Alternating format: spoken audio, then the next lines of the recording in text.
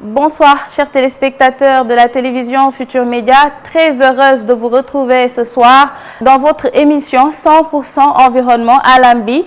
Un numéro spécial fin d'année, mais aussi Alambi day clôturé tey édition 2022 bi muy édition bu spéciale fan yi ci passé fële ci li nga xam ne mooy tefesu Cambérène am na benn baleine bu fa échoué mu nekk benn fait divers bu nekk qui s'avère être un cas très sérieux, un cas environnemental très sérieux. ñu di leen ko indil tey sur le plateau fas yéene ko waxtaane comme ça su ne liñ koy defee nag dama si ànd ak un docteur chercheur vétérinaire biologiste. Pourquoi vétérinaire? Parce que baleine boobu échoué du jën, en fait mammifère la, mais dinañ ko gën a xóotal avec beaucoup de surprises. Les voix autorisées au niveau de l'État du Sénégal se sont aussi exprimées. ñëw nañ ba suñu plateau spécial bi pour gën ñoo wax ana nan lañ ci war a taxawee ak aussi espèce boobu nga xam ne c'est aussi benn espèce bu menacée yan disposition la ci État du Sénégal am. En deuxième partie lu neex a neex loo xam ne lu dal émission Alambi la vendredi ba passé dañoo sargal Green Awards meilleure émission environnementale du Sénégal la nuit de l'écologie muy 8e édition. ñun li ñuy faral di wax le monde de l'environnement c'est parfois un monde assez fermé de scientifiques ñun ñoo ngi ko doon soog a yëg moo tax mu attirer suñu curiosité di benn prix nag bu prestigieux accompagné par beaucoup de kàngamu scientifiques on s'est dit que dañ koy xóotal fii ci plateau bi indil leen trophée bi bokk kook yéen chers téléspectateurs de la télévision Futur Média ci loolu award yi nag amoon na vraiment ay kàngam yu bëri yoo xamante ne primé nañ leen mais aussi on fermera en beauté avec le promoteur de cet événement monsieur Kabirou Mbodj. Ne bougez surtout pas chers téléspectateurs de la télévision Futur Média, ça démarre.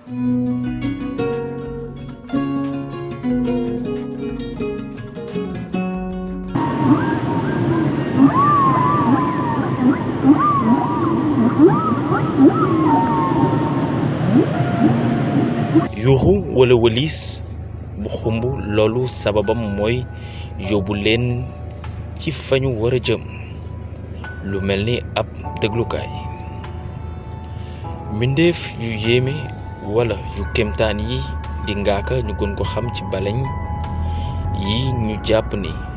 ñooy dundan yi gën a rëy ci li nit mës a gis ci àdduna.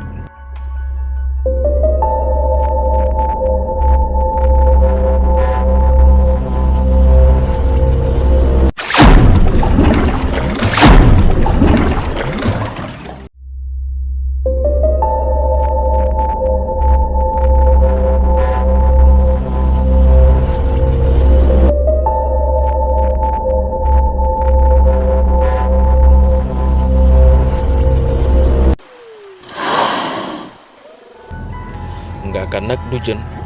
donte ñu bari ci àdduna bi jën lañu ko jàppee mala buy nàmpal la tey dund ci biir ndox ba noppi di lu am solo ci nekkinu dundan yi ci biir géej gi léeg-léeg ngaaka yi teer ci suñu tefes yi lu waral loolu faral di am lan mooy ngaaka dëgg-dëgg lu waral ñu war a taxaw ci aar xeetu dundan yi nga xam ne ñoo ngi jeex.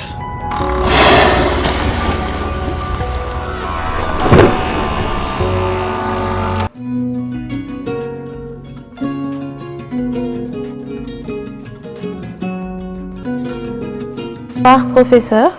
Bonsoir madame. Bonsoir docteur, même je dirais docteur Massal Fall. Vous êtes docteur vétérinaire, chercheur. Vous avez été aussi au CROD, ancien directeur du CROD, et actuellement vous enseignez à l'université du Saloum. Exactement. Comme ni ko reportage introductif bi wane baleine benn espèce bu particulier la.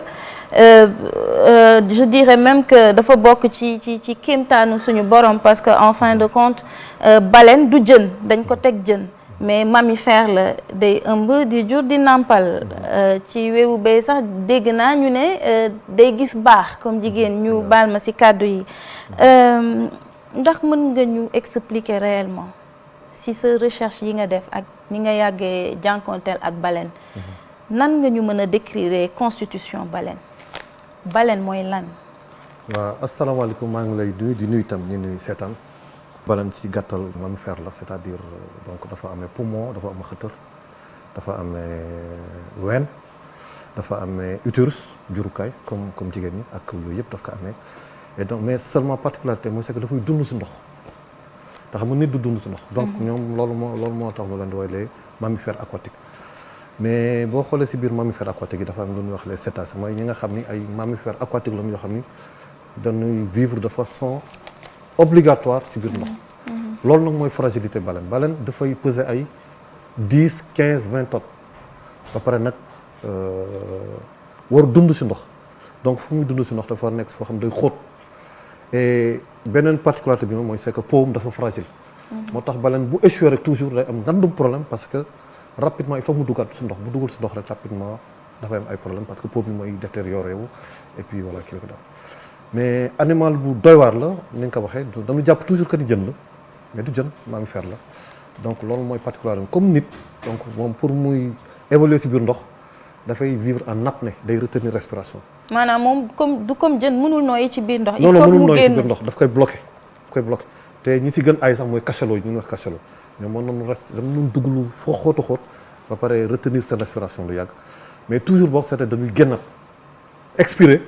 pour éliminer CO2 bi nekk seen kii yëpp inspiré waat air soo ko mën dugal donc pour dire que vraiment ay mammifères lañ comme ñun daal voilà. beneen ci kéemtaan yi ni bateau yu mag yi di amee ay sonar. voilà pour xam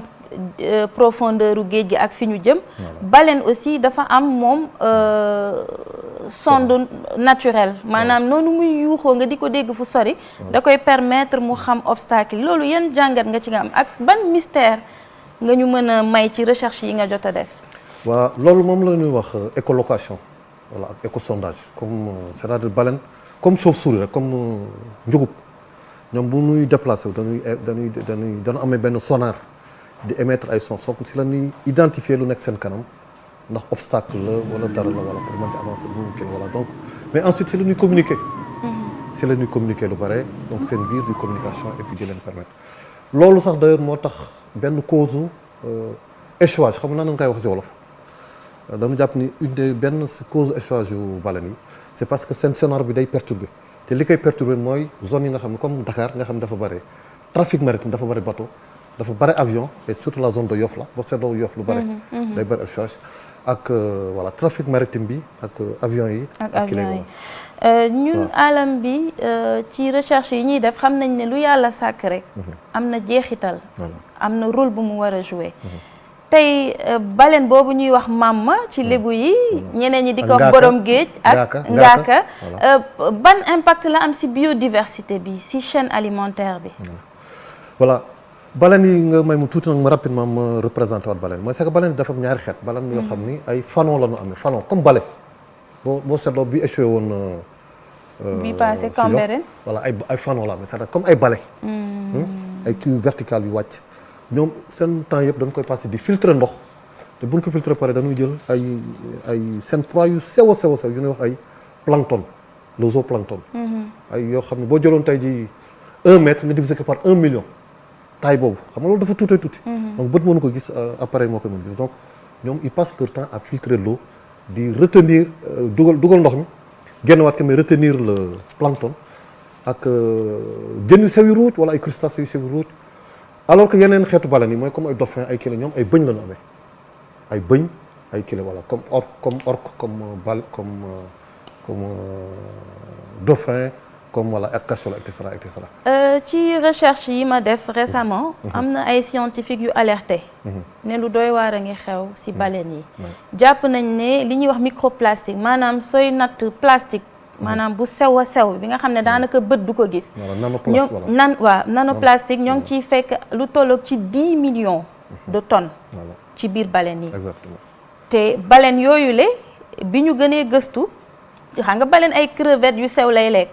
ñoo ngi jàpp ne li ci ëpp ci 10 millions de tonnes plastique yooyu ñu fekk ci moom ci li muy lekk ci géej gi la muy lu alarmant en tant que expert dans le domaine loolu lan moo si sa gis-gis ak yan risque la mën a impacté ci survie biodiversité bi nekk ci géej. voilà baleine donc dafa jouer un rôle très important parce que li muy lekk mooy ce qui est à la base de la chaîne alimentaire mooy le phytoplancton. donc phytoplancton bi baleine bi moom lay lekk donc c'est vraiment c'est extrêmement important. léegi par rapport ak au plastique on parle de péril plastique c'est-à-dire plastique bi dafa am durée de vie boo xam mën na dem ba ay 6 siècles je dis bien 6 siècles 7 siècles ci biir géej day da ngay gis plastique bu mag mu tojet nekkat ay microparticules donc day dugg si seen si crustacés yu ñuy lekk si zooplancton bi mais dem nañ sax ba gis que ni plastique bi ngay wax nii léegi mi ngi si deretu nit mi ngi si poumon wu nit et là donc scientifiques yi ils sont sur le qui-vive ban impact lay am kenn xamagu ko actuellement donc c'est une préoccupation majeure c'est-à-dire ñun suñu deret actuellement suñuy poumon am na ay plastique am na plastique actuellement donc a fortiori dans ce que mangent les baleines et dans la chair des baleines donc alarme la boo xam ne vraiment affaire bu doy waar la alarme la bu doy waar depuis te kenn xamul impact bi nan lay dem te kenn xamul lan la nar a jur ak xeetu feebar yi pourtant ñu ngi ciy wax depuis 2016 partout parce que moo tax sax ñu transposé ko si nit parce que gis nañ ne 10 millions de tonnes microplastique environ 46 kilogrammes de plastique par jour lay wax ni la ñu fekk ci baleine bi ñu transféré ko ci nit ki mu mel ne dañoo arrivé professeur si à un niveau de non retour yàgg naa ko wax ndax mënati nañ sauver li nga xamante ne sax mooy alam bi waaw loolu nag dina doy waar actuellement parce que xam nga tam progrès industriel bi actuellement on est en train de recourir à des énergies propres comme on dit par exemple le gaz à côté du pétrole bàyyi vouloir bàyyi pétrole bi bàyyi tout ce qui est plus polluant pour prendre le moins polluant mais je crois que niveau de développement industriel bi ñu toll na actuellement et puis légitimement nos états qui tam dañu bëgg développer wu rattraper seen retard industriel bi je crois que ça va être un gros problème ça va être un gros problème ñu gis aussi ne que baleine boobu moo ngi bëgg a disparaître mu nekk lu manqué ñu ne bokk na ci rab yi gën a rëy ci àdduna bi ci yàlla sàkk en tout cas ñun nit loolu la ñu gisagum ci suñu ay gëstu ñu ne espèce bu menacé la jamono ji moo ngi nar a disparaître donc lan mooy jariñu baleine ci biir géej waaw xam nga yàlla li mu sàkk yëpp dafa sàkk ko par hasard donc dafay jouer rôle bu important ci biir géej donc baleine dafay lekk plancton et puis voilà baleine tam am na yeneen yu am na disons day réguler population yu muy lekk daal ay plancton beeg crustacés yeeg ay toutes ces histoires là c'est-à-dire c'est un mammifère qui est colossal et que les gens ont pourchassé dans les siècles d'avant et même jusqu'à Aristote 400 ans avant Jésus-Christ daf ko jaaxaloon baleine nu muy dundee ci biir géej et tout ça donc et elle est tellement massive que pour rëbb ko dafa yomboon donc baleine mooy presque espèce bu ñu jëkk exterminé ci àddina bi. mais professeur dégg naa sax ci samay cours yu njëkk yi ñu ne baleine boobu la dafa bëri ay yeneeni espèces yuy dund ci kawam maanaam am na algue ak façon yoo xam ne moom ci kaw baleine bi lay nekk. voilà ay crustacés foofu laa bëggoon waa soo ci mënee ñëw waa ñi nga xam ne ñoom moom da cee dépendre et que tey su manqué woon ci géej gi déséquilibre boobu aussi lu ñuy sentir la ñun nit. xam nga tey jii pour vous donner un exemple tey jii baleine bu deewee ci biir géej. xam nga dafay dem au fond. mais fond boobu muy toog dina fa toog presque des années et des années. dañ koy dégrader donc tous les crustacés en général crustacés yi c'est des détritivores c'est-à-dire ñoom lu dee la ñuy lekk. donc ñoom dañ siy dund c'est-à-dire baleine bu deewoon tey jii dafay créer benn écosystème boo xam ni ay yu bari dañ si mën ay requins ay voilà donc tant qu'il est dans l'eau il joue un rôle extrêmement important li ma koy introduire li ma doon wax en début d'émission benn fait divers la bu indi opportunité ñu wax ci parce que c'est quelque chose de très sérieux si wàllum environnement si wàllum science mu am benn cas bu am Sénégal daaw amoon na benn bu échoué Rufisque mais ren fait divers bi nit ñi dañ ci gën a jot parce que y a eu une partie de la population bu ci jot a consommer avant que autorité étatique yi agsi loolu indi nag ay jiixi jaaxa ndax ñun dañoo am li ñuy wax ay croyances socio-culturelles ay croyances religieuses dem naa séq ak waxtaan ak oustaz Assane Seck si ndax loolu askan bi jot a jëfandikoo ana lan la si diine wax ndax lu ñu war a mën a jëfandikoo la ñu dem seetaani élément bi dellu si sur le plateau.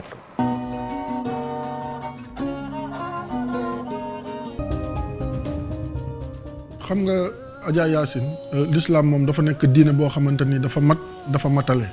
suñu borom subhanahu wa taala boo demee si alquran bi nga xam ne moo symboliser l'islam yàlla mu ngi fay wax ne bàyyiwul dara lépp loo xamante ni dafa jëm si suñu diine wala suñu dundin rek alquran andi na ko soit nit daf koy xam wala mu ñàkk koo xam. waaye li nga xamante ni moom nga laajte muy baleine bi nga xamante ni dafa teer bu yàggul dara fii si waax yi dafa nekk loo xamante ne ni wax dëgg yàlla day am souvent mais lépp loo xamante ni day génn si géej te day dund si biir géej di fa bàyyi ko jamono ba mu fiy génne mu génnee fa bakkan wala jamono ba mu fiy génne mu génnee fa loo xam te àndut ak bakkan day dagana lekk ndax yonent bi sallallahu alayhi wa sallam moo ñu jàngaloon mu ne albahru huwa alxillu maytatuhu wa tahuru maauhu mu ne géej mooy li nga xamante ni méddam dafa dagan maanaam loo xamante ni xeetu jën bu siy dund génn te àndut ak bakkan day dagana lekk waaye itam moo nekk loo xamante ni ndoxam dafa laab boo déggee ndoxam dafa laab mën nañ si sangu set mën nañ si jàpp ngir jaamu borom bi subhanahu wa taala kon loolu dafa nekk loo xamante ni ku nekk war nga koy bàyyi xel lii nga xamante ni kay xëy na moom moo si xaw a nekk tuuti danger suñ ko sañee waxe noonu mooy nga ñëw fekk mu teer te xamuloo lu tax mu teer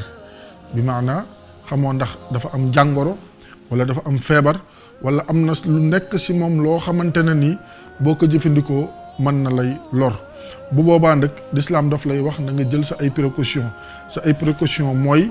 ñu bàyyi ba koo xamante ni xam-xamam màcc na si wàllu jën ak seen dundin ak géej bu ñëwee bu ko xoolee ne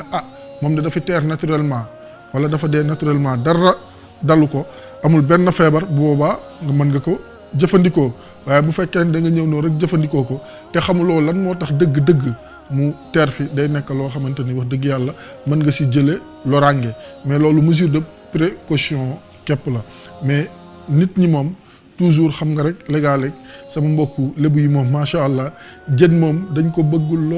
lool ba nga xamante ni fa tabarakallahu macha allah léeg-léeg nga yéen yeeg njaween yi yooyu yëpp moom du leen si fekk mais ala kulli xaal ñu xam ne daal géej moom lépp lu ciy génn di xeetu jën moo xam dafa génn ak bakkan wala génnewul ak bakkan dagan na ngir ñu lekk ko loolu yonent bi sallallahu alayhi wa sallam jàngale.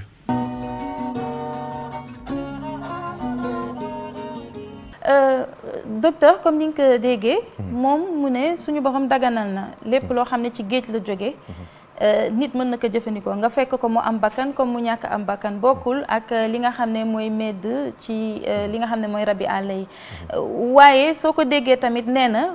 fi jamono toll ak ni environnement bi jaxasoowee loo fekkewul xamoo nu mu fa teersee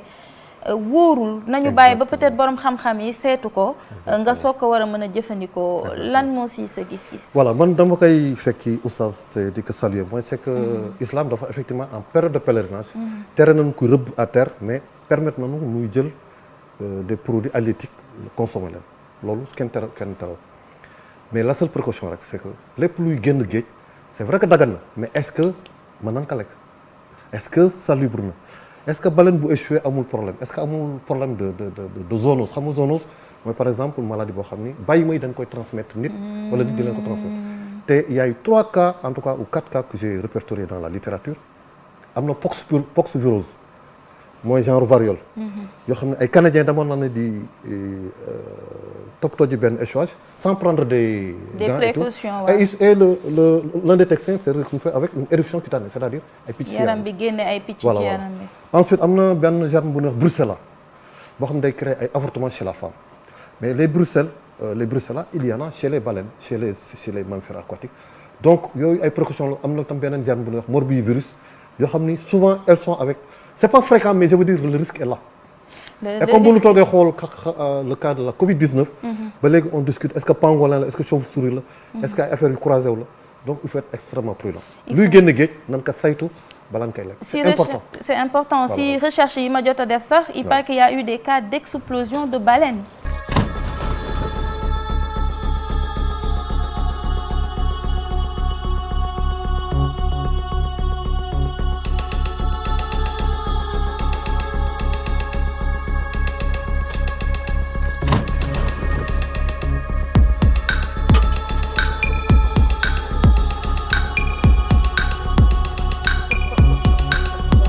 Voilà. il paraît qu'il y a tellement de gaz carbonique moom su deewee yu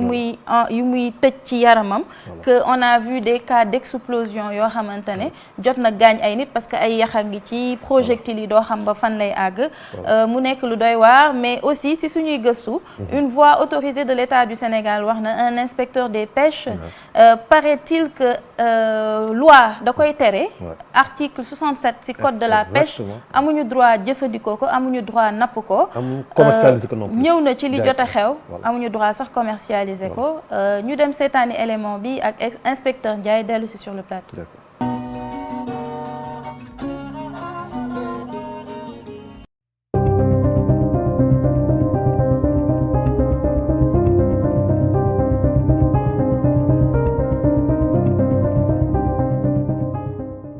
donc bu mbir mi amee premier réflexe bu ñu am j'ai appelé les instituts de recherche vraiment daal jëwriñu état yi ñoom ñëpp vraiment ñoo ngi fa woon taxaw bu rafet li bu ñu ñëwee itam parce que foofu nag laay interpeller la population bu teeree dañ ko war a bàyyi chercheurs yi ñëw jàmbat ko parce que boo ko laalee rek am na loo xam ne mën nañu rëcc ci information donc ñoom bu ñu ñëwee natt nañ ko identifier nañ ko jël nañ ay échantillons def nañ seen liggéey ba pare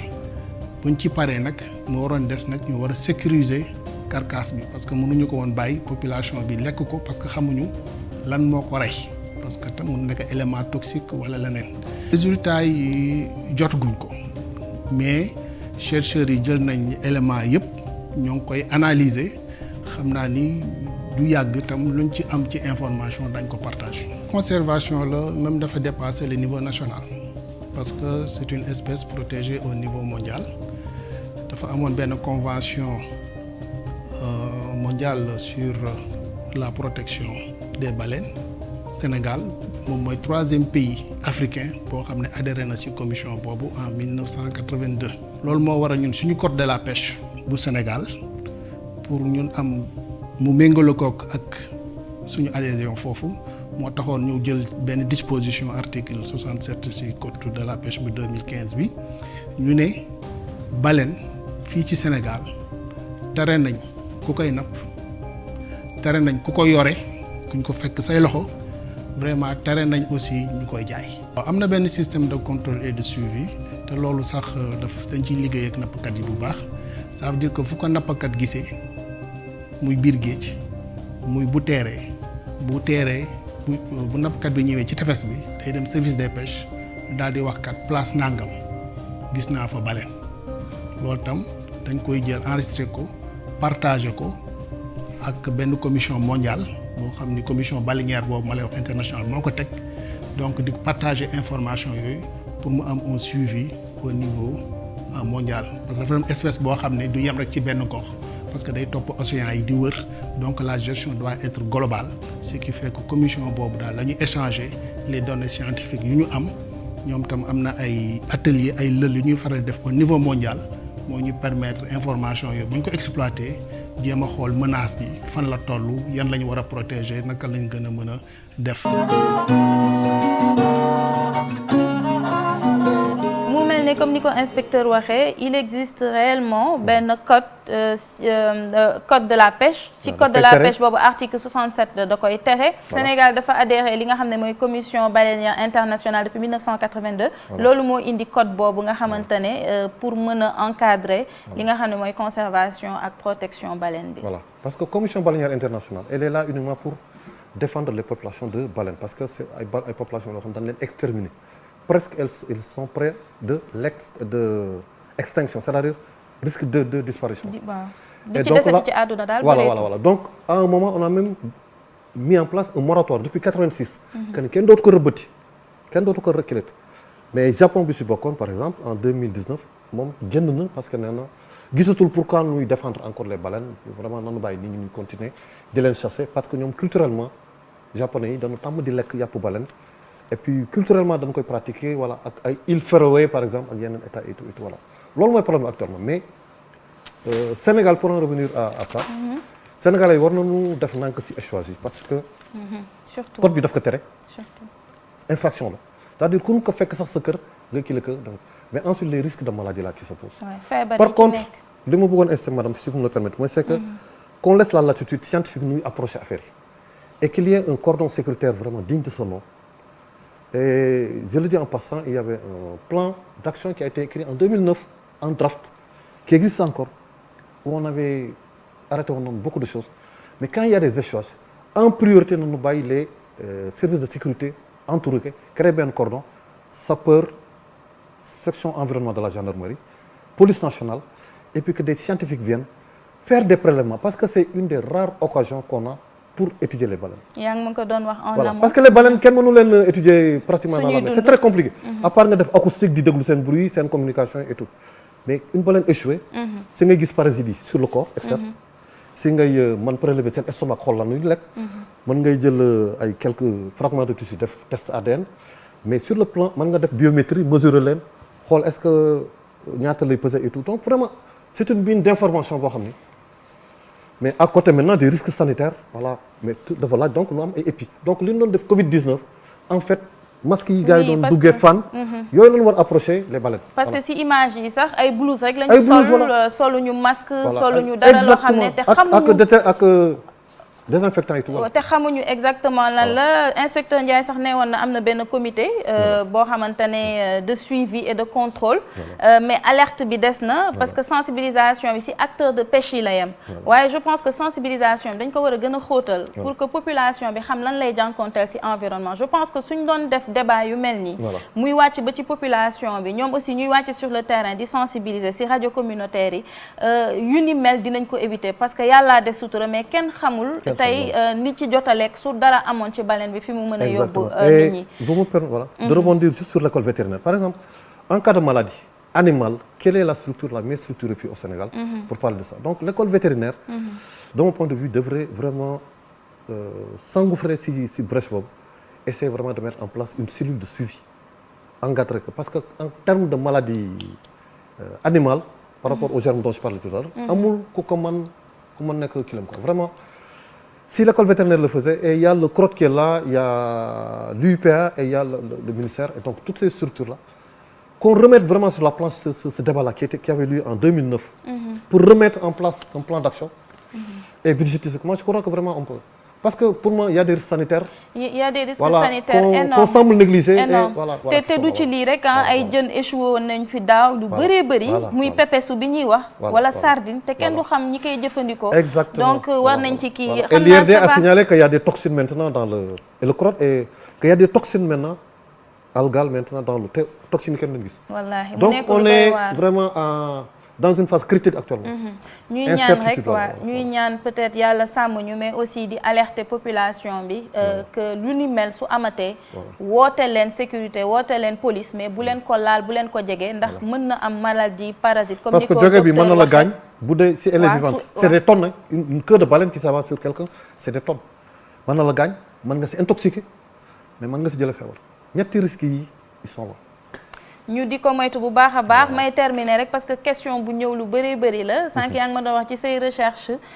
ak ci scientifique yi baleine day gis baax tamit mu nekk benn espèce daal bu doy waar boo xam ne attiré na man bu baax sama curiosité yàgg na ko attiré mais tey dafa nekk sa occasion ñu waxtaane ko lan nga ñu mën a wax dafa niru carrément butitu jurukaay jigéen ni muy doxalee ak yëpp.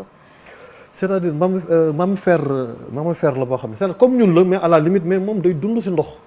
la différence mooy loolu c'est que il a des poumons il respire de l'air il a un utérus. et puis baleine day gis mbaaxam donc day am. mooy les menstrues. voilà les menstrues. mamelle exactement lait le lait de. dafa am ay ovaires ak yëpp voilà ovaires ak yëpp lait de baleine et tout. du jën daal moom daal. mais mammifère la du jën parce que une différence fondamentale mooy boo xoolee nageoire bu mujj bi. nageoire caudale bi. elle est en position horizontale. alors que boo xoolee jën. la nageoire est toujours en position verticale donc loolu moom différence fondamentale la boo xam ne kenn mën leen. mu bokk ci kéemtaanu suñu borom yi en tout cas professeur ce fut un plaisir docteur Dumois de vous avoir sur ce plateau le mot de la fin. voilà je vous remercie vraiment de m'avoir invité le but c'était aussi d'alerter un peu les gens c'est-à-dire nit ñi daal nañu moytu les baleines qui échouent là. nañuy bàyyi les. service sécuritaire et puis Sénégal nañu gën organiser inviter le côté informel là nañuy organiser de telle sorte que je sais que le ministère fait beaucoup de choses le CROD est là et il y a des scientifiques qui sont là donc nous le ministre bi réapproprié waat ñu jéem remettre sur place un plan d'action parce que yii c'est des problèmes finalement même j'interpelle même le ministère de la santé parce que ça peut être un problème de santé publique parce que kenn xamul lan la fa nit mën jóge. may wax rek ne information bi ñu am mooy résultat yi pour l'instant ci période de diffusion bi ñuy def alam bi génnagul mais bis bu génnee parce que anam centre de recherche yu bëri ñoo ngi woon fa ba jël prélèvement lépp lu ci découlé wo rek bu soobee yàlla dinañ ko baaxee askan wi mais ñuy rassurer peut-être xel mën na dal ndax depuis lors am na ñu ci conseil am na ñu ko jege mais déggaguñu benn alerte de problème de santé ñuy ñaan yàlla sàmm ñu di wax rek nañu éviter lii ñuy moytu daal di voilà. Merci, docteur. Merci, madame. Voilà. Je rappelle que vous étiez aussi le directeur général du centre de recherche océanographique. Non, pas général, le directeur simplement du centre de recherche océanographique Dakar Thiaroye. Dakar Thiaroye, comme ni les scientifiques sont d'une humilité, mais avec beaucoup d'expérience. Et aujourd'hui, vous transmettez votre savoir-faire au niveau de l'université de Saloum. Nous espérons vous avoir ci yeneeni plateau, Inch'Allah, sur 2023. Chers téléspectateurs, dañuy jàll ci deuxième partie émission bi léegi.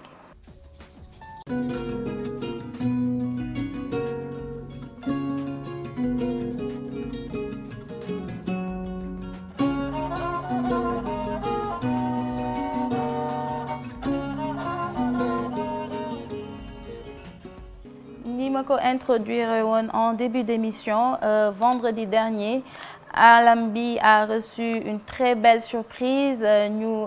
primé émission Alam bi comme meilleure émission environnementale du Sénégal Green Award la nuit de l'écologie 8e édition ça fait 8 ans que les scientifiques le comité ñuy organiser nuit bu toll noonu ak ay kàngam yu am solo dans le domaine de l'environnement di décerner ay prix yu am solo ñu jot a décerner li nga xamante ne mooy Alam bi dañoo bëggoon gën a approfondir suñu curiosité par rapport à cet événement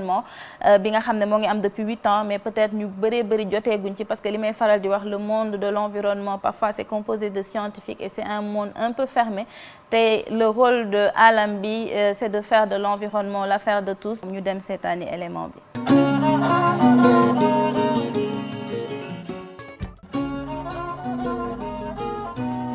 mu nekk lu am solo comme ni mu ko waxee ce genre d'événement dafay participer à booster le secteur de l'environnement ndax day gën a tax képp ku ci nekk rek di gën a ñoŋal liggéey bi ndax li may faral di wax suñ la identifier ci sa domaine de compétence ràññee la ci décerner la ci prix ça donne souffle bu bees lay joxe ça booste et ça encourage ci loolu nag chers téléspectateurs ñu ànd recevoir ki nga xam ne tamit muy un jeune qui est derrière ça am jom loolu di ko def depuis 8 ans maintenant monsieur Kabirou Mbodj promoteur de cet événement ñu seq ak moom waxtaan ñu dalal ko sur le plateau. Bonsoir monsieur Mbodj. Asseyez-vous, c'est un plaisir de vous avoir sur le plateau. Merci à vous aussi. Monsieur Mbodj. Oui. mu nekk benn nuit bu prestigieuse. ci ñun li ñu jot a découvrir mais avant tout dama lay bàyyi nga nuyoog téléspectateur u Alam bi. waaw maa ngi nuyu ñëpp di nuyu téléspectateur TFM. di nuyu waa kër gi yëpp. commençant ci sama grand Ndiaga Ndour ak sama grand Bouba ak équipe bi yëpp franchement parlant. di ne franchement seen liggéey rafet na di nuyu tous les techniciens aussi ak ñi nga xamante ne ñoo réaliser émission phare bi muy émission environnementale bi. Alam bi waaw mu nekk émission phare. vraiment di la féliciter di la nuyu Yacine par rapport ak sa pertinence et ça c'est important. Ben merci monsieur Mbodj mu nekk loo xam ne en toute honnêteté ñun yëguñu woon ne am na nuit bu toll nii fii ci Sénégal bi ma demee. J'avais l'impression d'être dans un séminaire. J'ai même rencontré d'anciens professeurs comme monsieur Fall de l'école polytechnique supérieure. Un débat très élevé, un niveau très élevé. Fan la initiative bi ñëwee nan la ñëwee ba nga xalaat lu ni mel. waaw mais c'est-à-dire que ñun dañoo njëkk a initier cérémonie calebasse de l'excellence. muy cérémonie boo xamante ne ñu def ko fépp ci àdduna. def ko France def ko États-Unis def ko Canada. am fa reconnaissance état de Memphis. mais bi ñu ñëwaatee dañoo xool ne am na il faut ñu dem ci dans des événements thématiques. ñu def forum du sel def forum de l'aquaculture ne il est important que environnement ñu mën ci liggéey yàgg na depuis bi mooy suñu huitième édition demoon nañu ci COP 24 bi ni carrément il faut ñu jël le monde scientifique boole ko ak événementiel pour mën a éveiller population bi loolu moo andi la nuit des trophées verts. La nuit des trophées verts, vraiment une nuit qui a regroupé d'éminents militants de l'environnement ci biir loolu Adja Woré Gana Seck. C'était vraiment un moment d'émotion une maman boo xam ne bëggoon naa ko dalal ci plateau bi ndax lu rëy li mu liggéey ci domaine de l'environnement nan la jot a accompagner aussi de son vivant la nuit de l'écologie. Non, elle m'a toujours accompagné kooku sama yaay la woon sama lépp la woon depuis bi ñu commencé samay cérémonie yëpp yu ma def gis nga accompagnement Yacine nekkul xaalis. waaw franchement li ngay def rafet na rek loolu rek c'est un accompagnement. mu yàgg ñu jàppale. franchement di ñu téye di ñu tete ba tey jii ñu ñëw di ko rendre hommage mu nekkoon tiis nag parce que dafay jógee nekkoon une femme battante. nekk koo xamante ne nekk jàmbaar lool mu teel fi jógee franchement suñu nekkoon ñun rek. yàlla mooy dogal yàlla mooy dogal merci. alam bi sax dafa tenir réellement à rendre hommage à cette grande dame cette grande militante de l'environnement.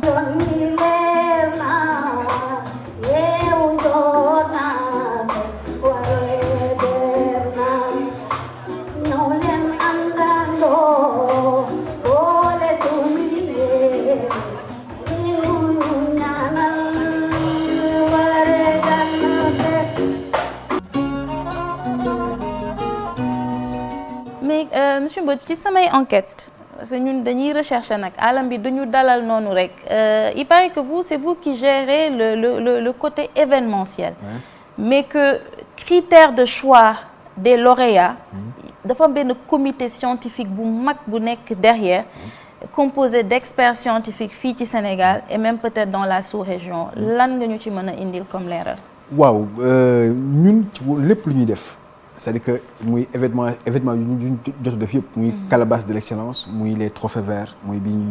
ñuy def nii fam comité scientifique boo xamante ni ñooy liggéey ñoom ñooy tànn carrément ne année bii dañuy jël benn thème y a des prix boo xamante ni c'est autour du thème nga xam ne thème bi carrément sur par exemple sur l'agriculture ne ñii nañu xam ne ñi ngi ciy liggéey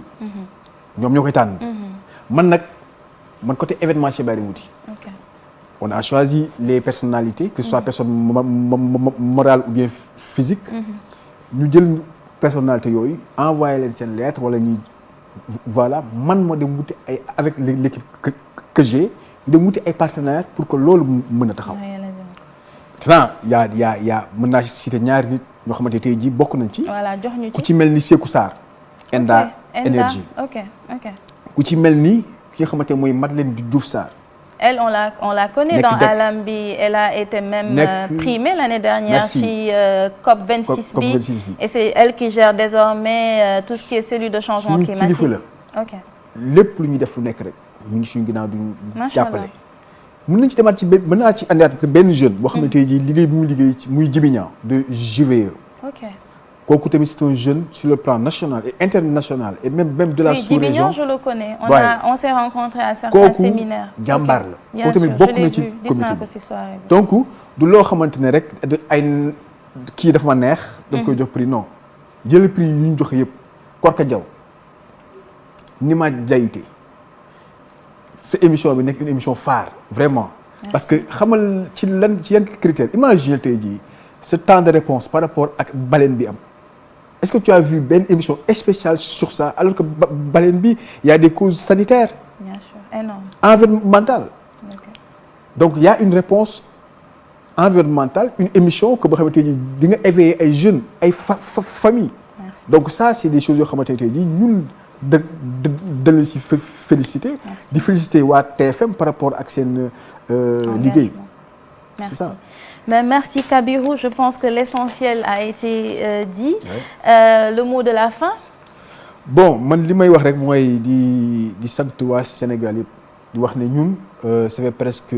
ci année bi def nañu 5 événements yoo xamante ne yëpp def nañu ko ici à Dakar et aussi à l'intérieur par exemple à Sédhiou à Kaolack fépp aussi on a organisé les calebasses de l'excellence di ñaan année bi di ñëw franchement parlant ñu danañ yokk suñu événement di leen féliciter di sant waajur yi di sant sama partenaires yi ma àndal yëpp di sant équipe yi ma àndal yëpp franchement parlant par rapport ak liggéey bi mu nekkoon liggéey bu metti mais sant yàlla bu baax. merci. En tout cas Alambi est très honoré li may faral di wax naa ko le directeur de la production et toute l'équipe, ce réveil matinal du vendredi dernier ça m'a touché, ça a touché l'ensemble du groupe Futur Média.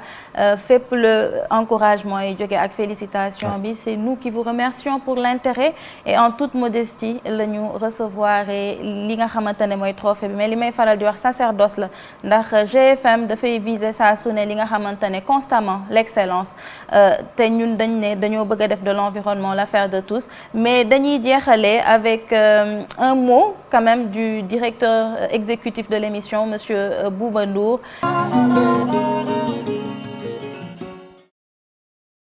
Merci Yacine. Bon, déjà félicitations à toi parce que quand même c'est une émission que tu portes depuis et que man lii sama rôle mooy que effectivement ma accompagne la. C'est vrai que environnement dafa am solo ci suñu dundin, dafa am solo ci suñu nekkin, donc c'est quelque chose boo xam ne peut-être duñ koy farataal ci suñu dëkk yi lu bari, mais ku bëgg a xool ëllëgu àddina bi je pense que environnement dañ ciy farlu. Donc mu nekk prétexte boo xam ne dama ko jël pour effectivement permettre la ngay wax ak suñu concitoyens yi di leen sensibiliser ci li nga xam ni moom mooy mbirum environnement, alam bi, gàncax gi, jur gi ak lépp li nga xam ni en réalité day tax suñu dundin gën a nekk ci ay conditions yu baax. Donc muy émission bu am solo, donc voilà, félicitations à toi. Man je ne fais que jouer mon rôle de voilà. waaw mais je pense que xaaruñu d'être motivé ou d'être contacté par ONG yi wala nit ñi nga xam ne ñooy liggéey ci wàllu environnement pour ñu commencer émission bi. Je pense que émission bi aussi mën na leen permettre ñoom ñu def ko plateforme boo xam ne lépp li nga xam ne mbirum communication la, sensibilisation dañ ko ci mën a def.